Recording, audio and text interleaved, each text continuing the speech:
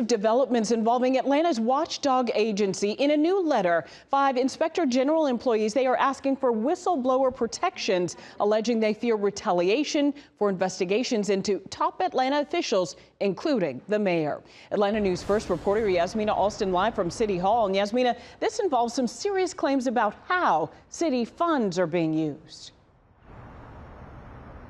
Tracy, that's right. Those allegations include claims of millions of dollars going to groups that are connected to city employees. And those allegations, they're all listed out in this letter that was sent to city, state, and federal agencies.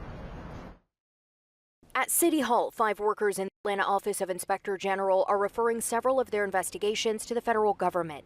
In this letter sent to city, state, and federal agencies, the workers also ask for whistleblower protection, saying they fear retaliation from city officials. The allegations list multiple criminal investigations this office was working on and now claim they are unable to continue due to recently passed city legislation that prohibits the office from investigating criminal matters. The workers want the protections for themselves and those who reported the alleged misconduct.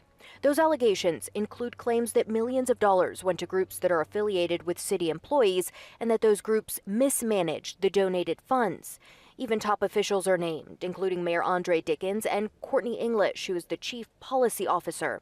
Those city officials are firing back, a spokesperson for Mayor Andre Dickens saying his administration was unaware of the allegations, also saying, quote, releasing information about active investigations is dangerous, unethical, and possibly illegal.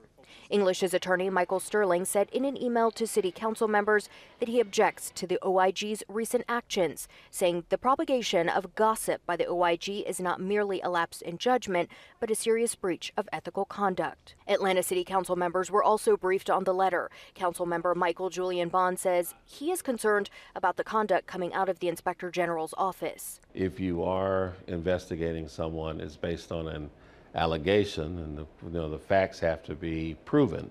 And so now they have exposed even more employees to, I guess, public, at a minimum, public exposure and maybe even public ridicule. This letter comes after the previous Inspector General, Shannon Manigault, resigned after the City Council claimed her office issued subpoenas that violated Georgia code. And we are working to get a response from the previous Inspector General. However, we did reach out to the Georgia Attorney General's office, and they confirmed they received the letter but said they have no role in this matter. The U.S. Attorney's Office declined comment. Live at City Hall, Yasmina Alston, Atlanta News First.